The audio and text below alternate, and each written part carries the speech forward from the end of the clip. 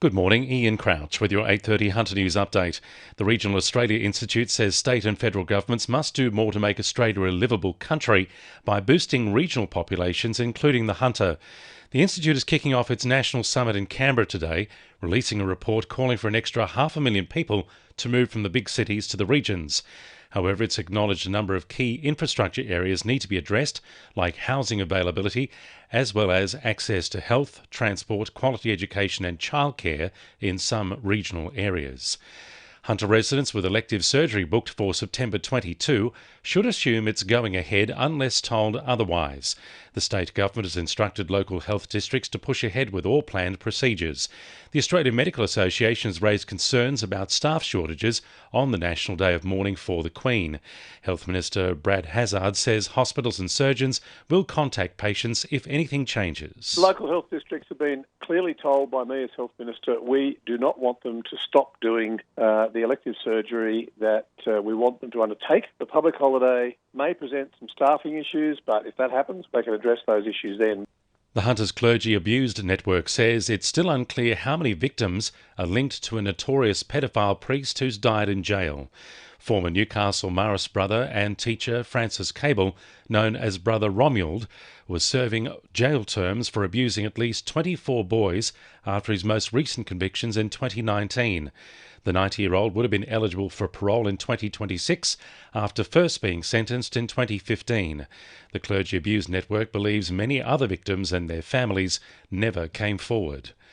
Newcastle researchers are hoping to help businesses find a fix after the most recent Australian Workplace Index survey found 38% of Aussie employees feel lonely at work. A University of Newcastle team developed the national benchmarking tool for businesses and employees. The survey also found businesses with an empowering leader are 25% more likely to retain staff.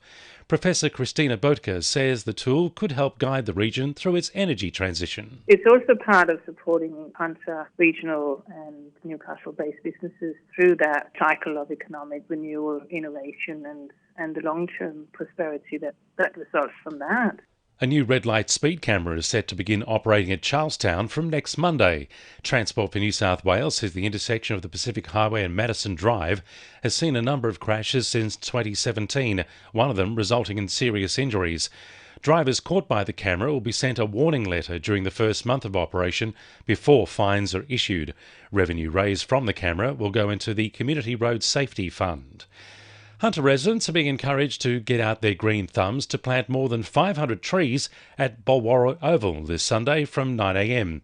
The tree planting event is being held to celebrate the Queen's Jubilee while helping to regenerate the area.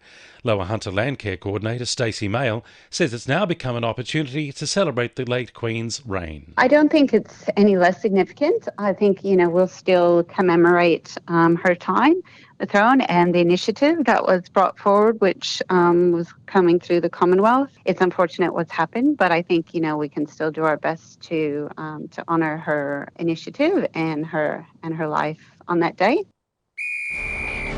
2NURFM Sport. Newcastle Knights winger Caitlin Moran is being investigated by the NRL Integrity Unit after they were made aware of an online comment on the death of the Queen. The club has no intention of penalising the winger.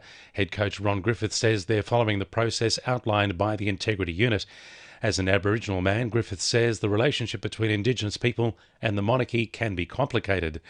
Canadian import Francis Drolet has been named the MVP of the North Stars season following their presentation last night. Drolet will now join Italian side Varese, with club officials confident he'll line up again for Newcastle next season. Jets defender Dane Ingham has been named in New Zealand squad, looking to upset the Socceroos World Cup send-off later this month. Ingham will find out tomorrow if any teammates will be selected in Graham Arnold's squad for the two-match series set to kick off on September 22.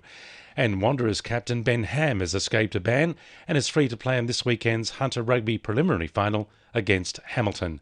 And the winning numbers in Monday Lotto are 5, 7, 25, 30, 32 and 39, and the supplementaries are 17 and 28. And now you're up to date with the latest 2NURFM Hunter News.